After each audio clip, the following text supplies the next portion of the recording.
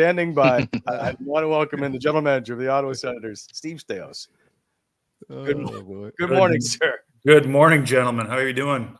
Hey, Steve, I think we're pretty good. How are you? Yeah, doing great. Thanks. You can have that free round of golf whenever you want, Steve. 100%. It's not quite as tight. The right defenseman group isn't as quite as, what's the word I'm looking for? It's not as much of a cult as the goaltenders, but we do stick together. Yeah, we're not as There's weird. just not many of you around anymore either. Well, yeah, that's another conversation altogether. Steve, okay, there's a lot to get to. So, but this is a 7-part series. I forgot to tell you. Are you done? Is the summer of Steve done? Oh, please! I would rather not it be called that. It's all about the Ottawa Senators in our group, but. It's a good question, Brent, because you're always a little bit tempted. I think when you've pulled up sort of what we've been able to accomplish over the summer, and it was we feel good about it because it was a targeted, detailed approach to each player that we picked up and reasons why we picked them up. You can get what we're proud of is we've left ourselves some cap space and some flexibility, which we didn't have last year, and it becomes hugely important, as you know. So we feel good about where we are. Am I tempted? Yes. I mean, there's some good players out there, but at the same time, I think with the additions that we've made, and maybe we can go into more detail on it, on the players, but along with the internal growth that I think that this group of players really is ready for. So I want to be very mindful of that. I want to give them the freedom to be able to take hold of this team and move it forward, and then offer us some flexibility as the season begins. So you also, Steve, had a pretty big list of things to do. How nice was it, as you said, what you targeted and fell into place? Because we all know in the management side, man, oh man, sometimes when you're chasing the deals and forcing things, some bad things can end up happening. Well, it's trade deadline was really the beginning of it, Simmer. We looked at each area, gave us a little bit of time to really evaluate our group and understand it. So we felt like we knew what we wanted. We targeted some things at the deadline. The market just wasn't there for it to be able to do it. So we feel like we took advantage of it, of all the work that we put together during that time and leading into the off season. So, I mean, really easier said than done, but to find the goaltender was to be able to acquire a goaltender like Linus Ullmark of that caliber was something that we targeted around the deadline, and really happy to be able to provide that for our group. And then, balancing out the defense with a competitive right shot defenseman who I think is a little bit underrated and undervalued with Nick Jensen. So, and then adding when I talked about that early, and I think it sort of took on a life of its own when I talked about some veteran leadership. And it wasn't a question of what I felt like we had in the room, not at all. But as you know, when you're a young player in the league, things come pretty fast, and there's a lot of pressure. And to have somebody who's been there and done that with the likes of David Perron and Michael Amadio, we feel like that's a good compliment to our already strong young core of leaders in our group. Steve, talking about older guys to come in and support your younger guys, we had Ullmark on with us. When was it? Wally, about 2-3 weeks ago. And one of the things he said really stuck out for me. He talked about how tough it is to win in the NHL. And we all know how tough it is. There's so many more teams now. And Lena said it wasn't until he was a good goalie in Buffalo, but when he went to Boston, it was a big wake-up call. And he said, I couldn't believe how hard these guys practiced. And he goes, it was right then this little light bulb went off and said, you know what? This is why these guys win. And I was pretty impressed when he said that. So you're bringing in a goaltender. Not only is a Vezina guy, but he understands what it takes to win.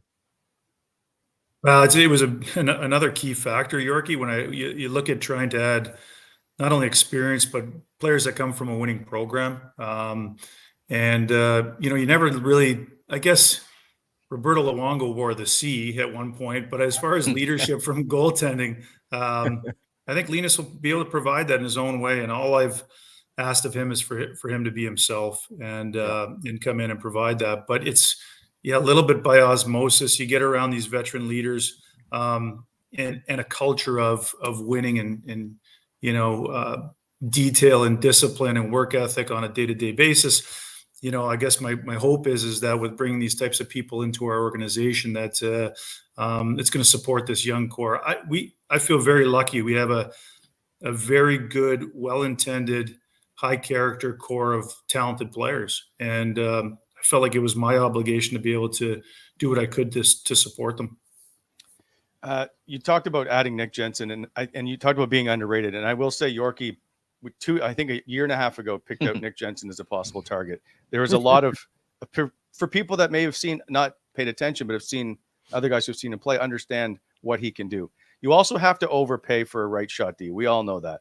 So I'm going to ask you a question the fans have brought up to me a lot. And I just want to, people think that you didn't get enough for Jakob Chychrun. And I guess the question would be, what's your response to that side of things? I'm sure you've heard it. They see 10 years younger. They see, right, 20 goals or whatever, but they don't see the right shot guy. They don't see the guy that plays a different style. And my argument to them is, if Nick Jensen makes you or helps you win and becomes a better team, is the trade not worth it? Yeah, I mean, I could say a couple things about it. I think the value of Jakob Chychrun in the market, it's not like I started conversations about him that week. Right. There's a long lead up to any one of these transactions, and what he was acquired for and what you're getting in return a year or so later. I think there's a lot to be made of that, and it's fair. I think that I respect the fans and their opinion on things. At the end of the day, I felt like I was making our team better with adding some experience. Jacob's a great player. He's a year away from free agency. I think the way that we've been constructed, and these things take years to sort of start to kind of come together, but I didn't see a proper fit for the player. As good of a player as he is, I'm trying to balance the team out and give us the best chance to win on every night. So the experience, the right shot, it was a player that I've been watching for a long time, along with Yorkie, apparently. So, so we're very pleased to have him on our team. Steve, this is and I kind of did this. I looked around the league, and when you try and find a right shot D, it seems when you get to a guy that's a top 4, you're paying so much. But when you look at Jensen's contract, I can maybe name 3 or 4 guys that are in that salary bracket that are right shot D that play in your top 4. So to me, that's just such a good value for what you get dollar wise, and you're not paying $6, $7, $8 million for the player. That's a very good point, Yorkie, because it allows us to do some other things and get under the cap. And you're right. I mean, this, when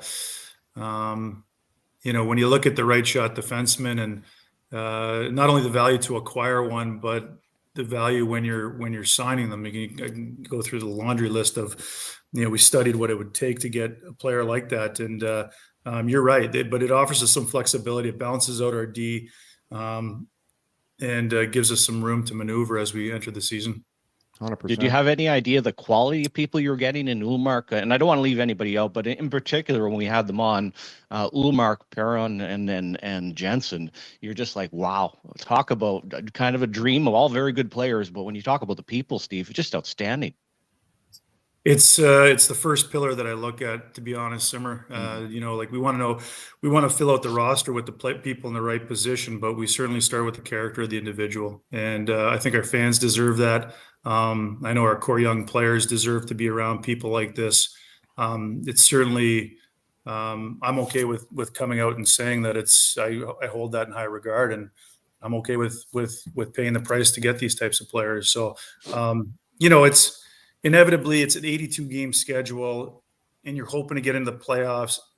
The ups and downs and the pressures that go along with it. Inevitably, we're going to hit a skid, and to have Linus and David and Michael and Nick there to sort of, they've seen it and they've been around it, and I'm confident that they'll be able to. We'd like to say that we could do it as managers, as coaches, but you only have so much of an effect. It's those guys. They're in the arena. They're in the room, and I have so much respect for that, being through it, that I want to make sure that we had quality individuals in the right positions as well, with skill sets that we needed, but certainly from a leadership and a character perspective that certainly put the team before themselves. Hey, Steve, we talked to everybody besides Noah Gregor, and I've talked to a couple guys in the league, and what I'm hearing, lots of speed, plays like a pretty hard game. And for people that don't know a lot about Noah Gregor, and can you fill people in on what kind of player he is? I would classify him as a bit of a late bloomer, and in the top end of skaters in our league. And so I think as I've watched him, I like the progression with the player.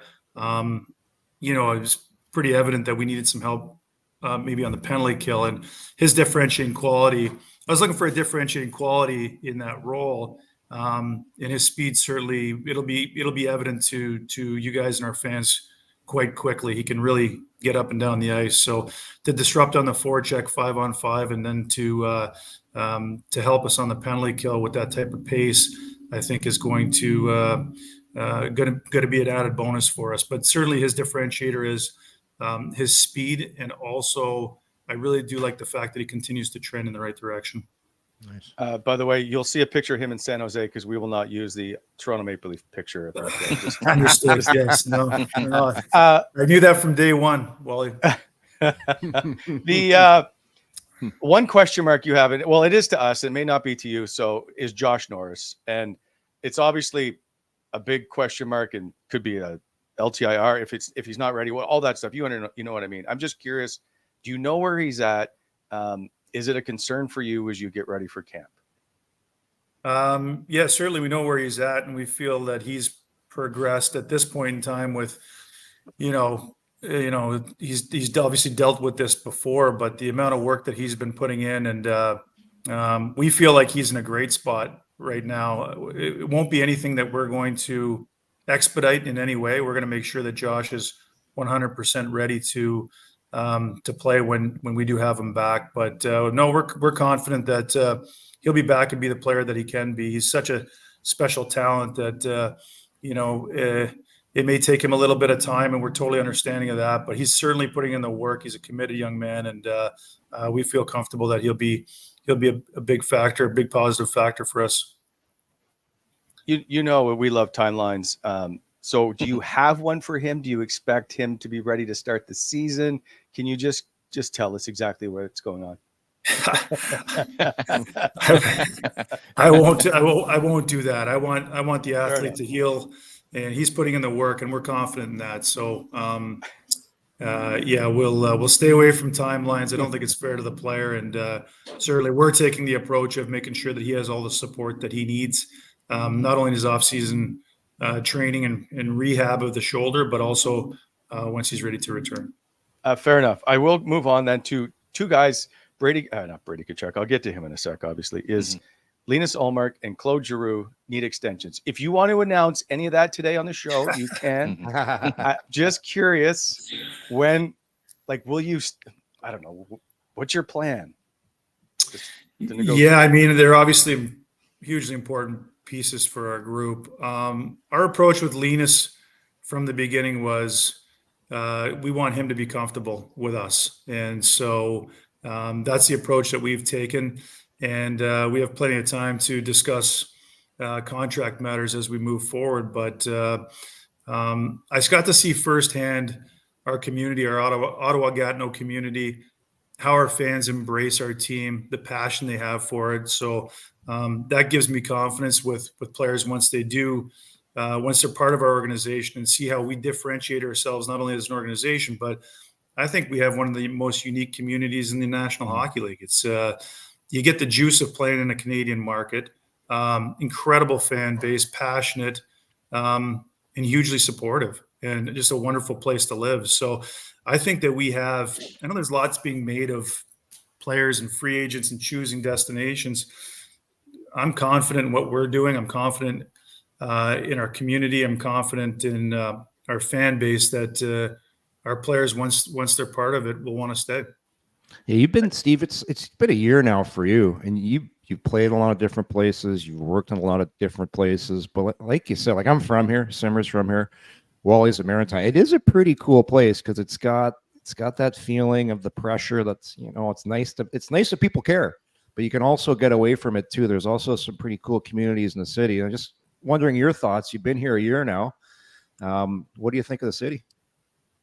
I mean, I love it. Like I said, I think once you're part of the community, it doesn't take you long to feel like you're right at home. And so we're making our home there. We're back and forth in the summer, and my wife didn't spend as much time in the community as she normally would, going through some health issues, but good now. So we're excited as a family to really dig in and set some roots there. And again, I feel, Yorkie, that you guys have been there a lot longer than me. It's a place where you don't think about as a destination until you're there. And so, in Allmark in particular, the confidence comes from let's introduce him to the community. Let's introduce him to the organization, get him in and around the players, and then we can get to the other matters.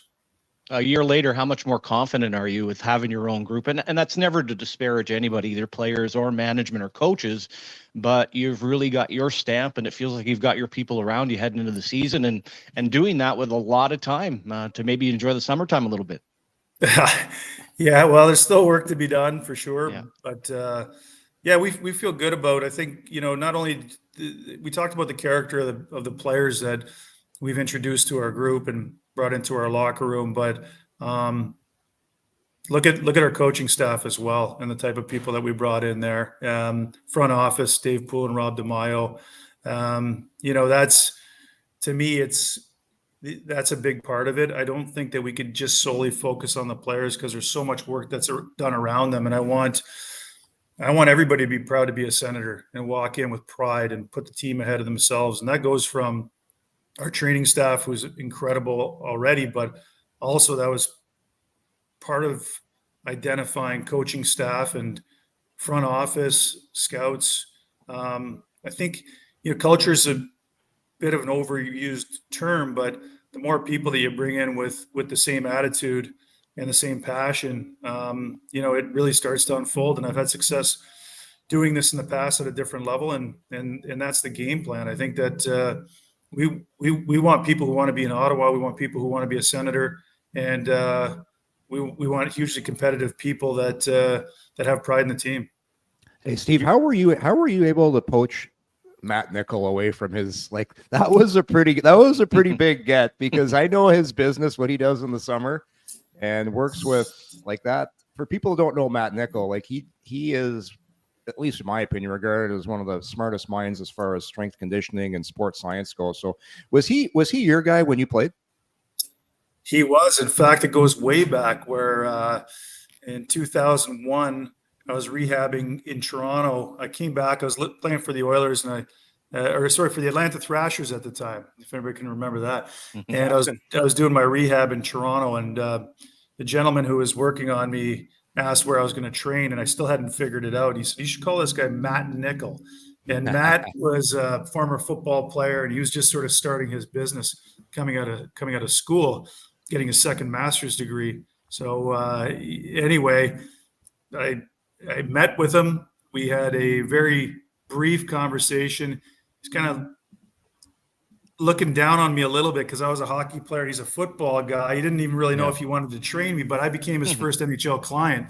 And so that's how far back we go. And we've developed a great relationship and bond. And, and I've just watched him continue to grow in his field. And I would agree with you 100%. I've been around a lot of great people in this field, but none as good as Matt Nichols. So he was all on board because I think he knows my philosophy on things, and he's eager to be part of our group and fully on board. So we're really lucky to have him. You, from that staff, you do, like, from Jerry Town and even John Forget and Dom Nicoletta, it's an amazing group of people that's assembled behind the scenes that people don't really realize until you start to get to know them. I want to ask you a couple questions quickly. Are you okay with the nickname Steady Steve? Yeah, but yeah, I'm fine with it. I think actually, you know what, it's probably could describe my management style a little bit too now. But no, that kind of took hold, I think, in Edmonton when we had a pretty good run in the playoffs there in '06. So I am good with that, sure. I was at that cup final covering you guys as well. Also, that was, I guess, the way you ran last year, if you will. You get the team late. There's not a lot you can do. Then obviously there's the change at GM and the change at coach throughout the year. People, and I'm sure you heard, they wanted change right away. They wanted drastic change, but there was no way you could do that and possibly build a successful long-term program. Was it hard to not say something like, "Hey, just let me get through this. Let me sort this all out, and then we'll get going here"?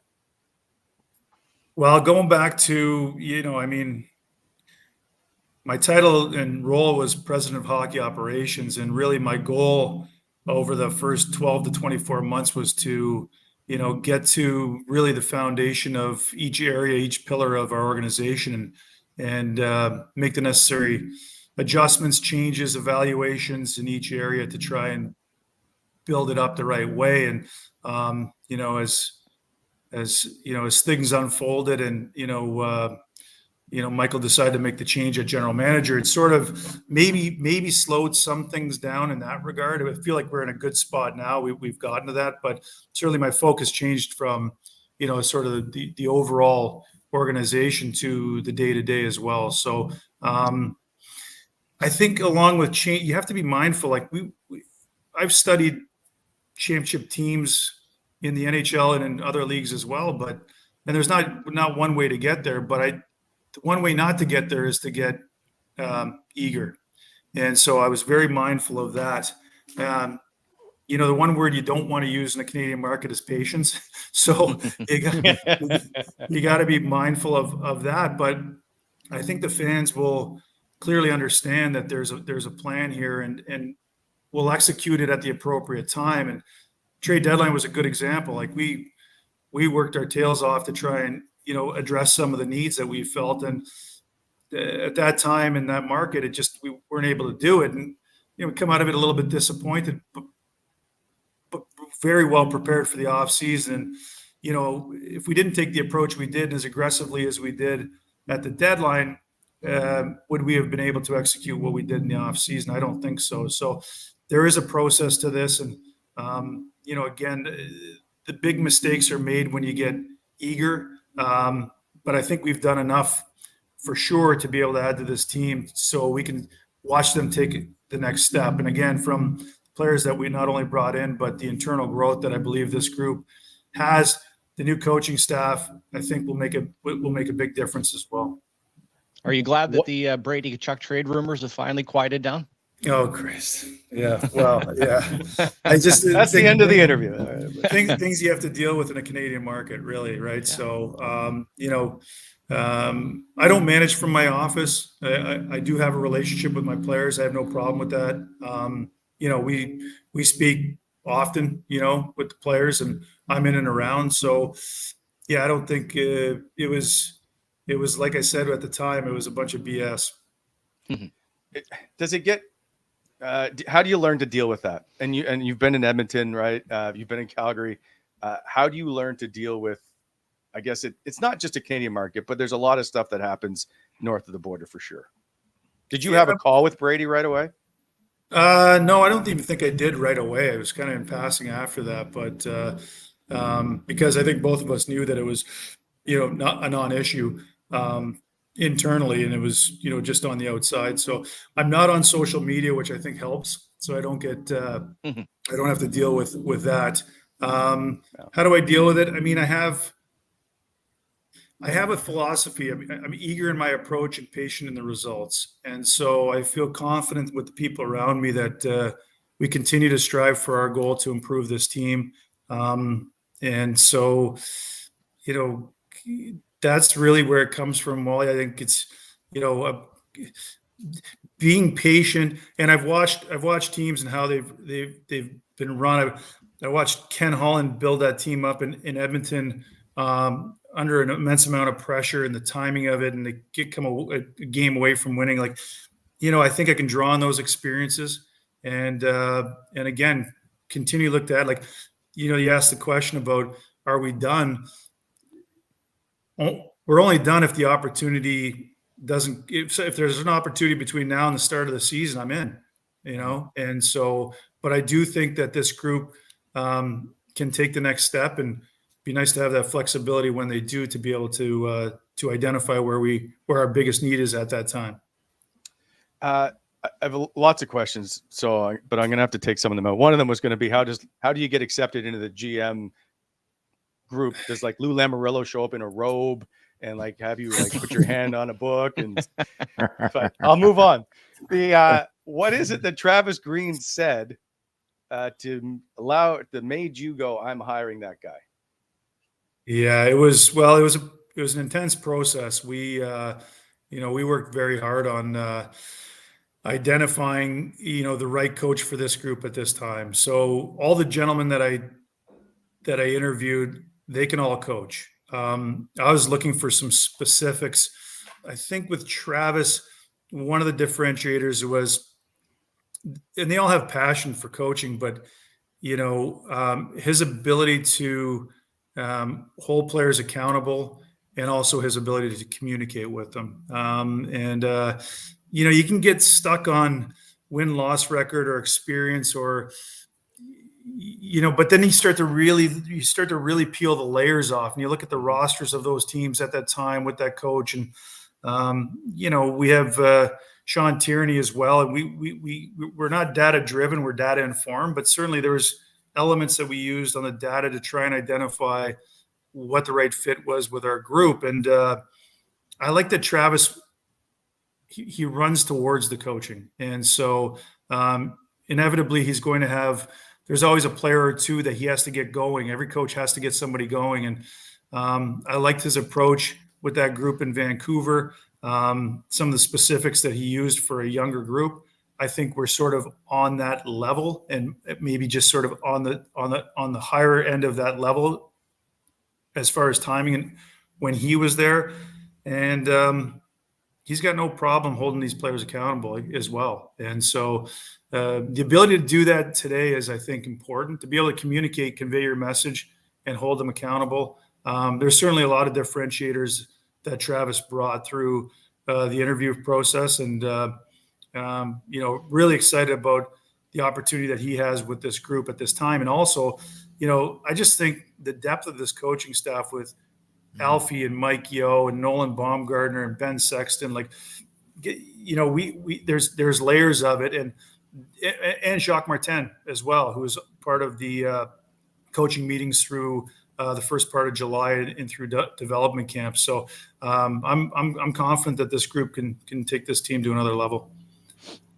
Do you have to? So I don't know how well you know John Muckler, but when he came in and took over as GM of the Sens, he changed the way everybody viewed trying to win the Stanley Cup. He's like, if you want to win it, you got to talk about it. He put up pictures of the Stanley Cup. He changed everything around to add a little bit of swagger. Travis Green said the other day on our show that he wants guys to have a little bit of swagger in their game. And so I'm curious, are you of that mindset? It's like a quiet, I don't even know if it's quiet confidence, but have that confidence and that swagger that you guys are going to go out every night with a chance to come out of there with 2 points, if that makes sense, that you're not just there to compete. Yeah, I'm a big believer in the mindset of it, for sure. And that's where the general manager takes a step back and the coaches get to execute on that. So however Travis wants to go about it, I think is important that he instills that from day one when they walk into the room. Bottom three pairing on your D. It gets a lot of attention, whether it's if you have enough experience or whether it's physical enough, or where do you see that group or that pairing or whoever it may be being ready for the year? And by the way, if you need a lineup notes, we have them for you. We can tell you where everybody's going to be. It's burned into my brain, Wally. Yeah, no, I see what you've done here. Yes. Okay. Yeah, well, I think in a salary cap era, when you're looking at it, every team, I think, is doing the same thing. And you think, okay, where are my holes, and where can we add, and what does it look like? I like the depth of our group. I think Travis Hamonic he had knee surgery last year. It was a bit of a down year for him. JBD was showing signs of moving in the right direction. He's a young defenseman. Tyler Clevin was a player that I kept down in Belleville last year, where he probably could have come up and played more games. And that comes from the experience of not rushing a player along. And when he did come up and play, he played well enough to stay. And my conversation with Tyler in particular was, you're going to go down and help the Belleville Sens become Calder Cup champions. And I do think there's value in being there and being committed to that group to be able to, continue to develop. And again, no different than my approach with additions to the team is the development of our players and making sure that they're fully ready for an 82 game schedule when they're ready. So it'll be interesting to see how that unfolds. You got to remember, we have Max Gannett, who was an American Hockey League All-Star last year and moving in the right direction.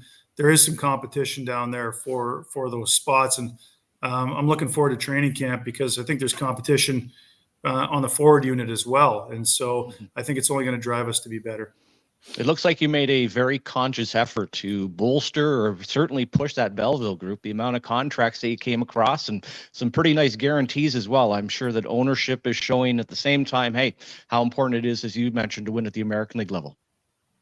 Well, yeah, to win, but to create that environment, Simmer, like we really want to have call-up options, and I can go through the names of the players and you know them, but Highmore and Jenick and Gaudette and Cruikshank and all have played NHL games and played well at times. So you're creating that competition, and also inevitably we're going to have some injuries and we have some call-up options. So we have good competition both up front and on defense with some depth. Are you tough enough as a team? Do you need to have, look at Matt Rempe or whatever, do you need a little more bite to your game? And I may be wrong on Jan Yannick, who you liked in junior as well, which I think is why he may be in part of the Ottawa Senators. He likes to play a little bit on the edge. Is he someone that could possibly fill that type of role? Although I think he might be too small size-wise.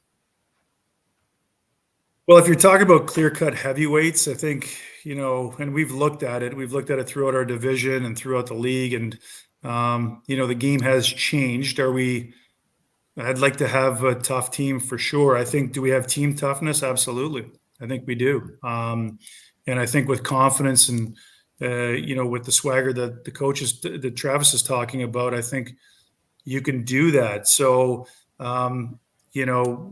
we have tough players. Ostapchuk is young, but he's a tough player. McEwen's a tough player. Brady is what he is. I mean, he just brings it every night. We'd rather not see him having to deal with the fights unless he wants to.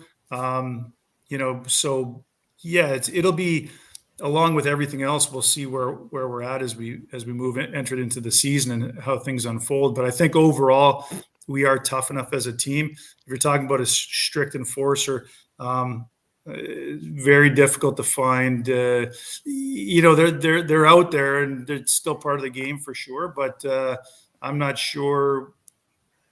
Let's see how this unfolds with our group. Yeah, it's got to be nice. It's got to be nice too, right, Steve? When you look at where the league's gone now and you watch the playoffs, because everybody thought it was going one way, it was going to become such a skilled league, but you're starting, you mentioned him right there, Brady Tkachuk. Yeah, you don't want him fighting, but as far as the identity of the team, like that's what he does, shift in, shift out. That's contagious. And that's going to force everybody to play that style. And that's what you win with now. We saw it in the playoffs. You saw Florida, and you saw the other teams where their top guys don't play hard. Like, you're blessed with a guy that's going to drag everybody into the fight. And we've heard that so many times, but it's true. Yeah, there's no doubt. And I think that, with Brady doing what he does and leading by example, I think we all, he's such a unique player because he drags everybody into the fight. And I think that's one thing for us where we're going to have to, as a group, jump on board. And I do think that we have enough people throughout our roster that are able to do that.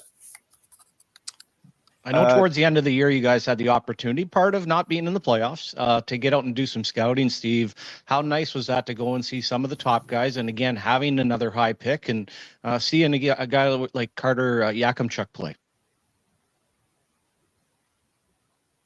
Yeah, after the deadline, Simmer, it frees you up to sort of, I would have done it anyway, but just to get out and be able to support the scouting staff more than anything. I think that one area of our team, when I looked at it, the amateur scouts have done a heck of a job and brought in some real good players and some real good talent. And so it's always nice. I mean, I cut my teeth through the CHL, so it's always good to get back on the beat, because in the CHL, it's always, that's certainly part of your job as well. But it was good to get out there and support our guys. They incredible amount of work that they do, and they're very detailed and passionate about it. So yeah, there was a lot of talk and maybe some opportunity through the draft on trade backs and things like that. But certainly, how often you come across a player of Carter's skill set and size, and really feel that he's still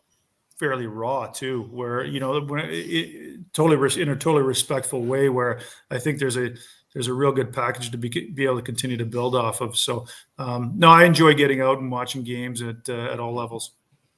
A couple of quick questions. One is, I want you to tell me what Keith Tkachuk may be saying to you in this photo.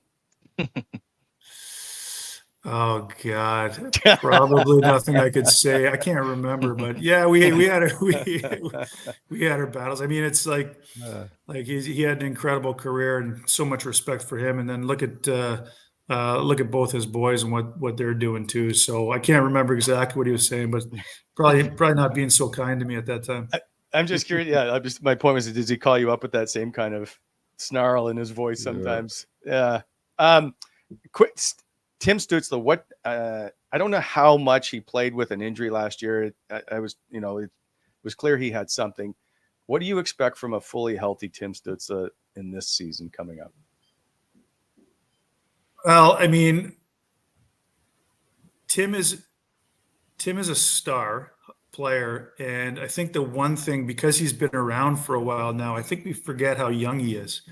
And so, and with that youth and the passion that he brings along with that skill set, I just think that he's going to continue to mature into a star player in our league. And like all of our young core, there's lots of areas of their game where they've even recognized that they need to improve, and they're committed to it. So I think the world of Tim. I think he's a passionate player with an elite skill set. So we're looking for him to continue to mature in his game. And again, with the support that we're offering and around him with leadership and some of the veteran presence, I think will only help him.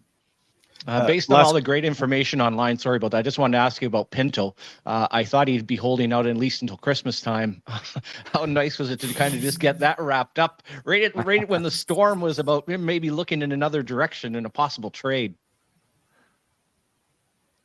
Yeah, I don't think there was ever a possible trade with Shane. It's I think when you get in these negotiations, I think all the thoughts and rumors start to swirl. But we, as I stated, we continued to work with his representatives to get him a fair deal. I think it's an interesting one where you want to add him into the core and get him in. Maybe we looked at a lot of options. I won't talk about really the negotiation, but I thought there were good conversations along the way. I thought that there was a lot of options from both sides to try and to make it work.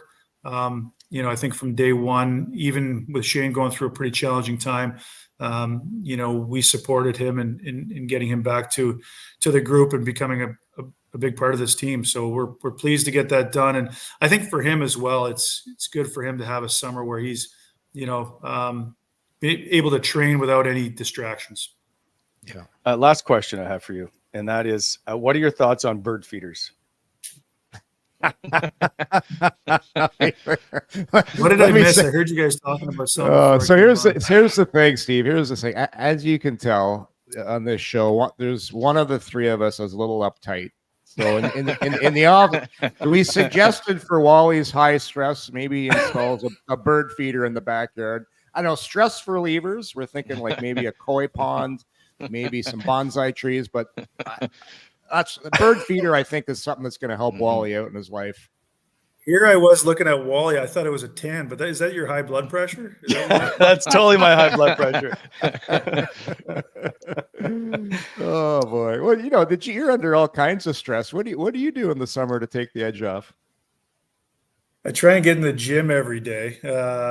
It's different stresses at different times, Yorkie, I think. But I mean, I love it. I think if you can't do this job unless you can handle those types of situations. You put belief and trust in the people around you. You believe in the process that you're going through, and I have full confidence that we're going to get this team there. I know Wally will probably ask for a timeline again. I still don't have that. But we're everything that I've talked about, this the types of young players that we have, and the direction that we're going, I think it's a time for our fans to really be excited about, less so on the expectations of where or when, but also just watching this team really grow together, because I do think it's a special time for this organization. I would just like to point out that we have not mentioned the word playoffs once in this entire episode. So Playoffs. Last thing for you is Noah Gregor, by the way, turns 26 on Sunday, which happens to be your 51st birthday. So we just wanted to wish you a happy birthday. Look at you, Wally. Hey, who says you're not a nice guy? Thank you, gentlemen. You see the 51 on the jersey too. Yeah, we're getting there. It's the back half, isn't it? Oh yeah, it's the You're good the same time. age as me, so you're a lot. You know what? You look a lot younger than I do. So good for you. I'll get the bird feeder. Steve, I appreciate you stopping by. I thank you for taking time. Thanks, Steve. Appreciate it. Thanks so much, Steve. A summer day. Pleasure, gentlemen. That was luck fun. this season. Thank you. Okay. See ya. Bye.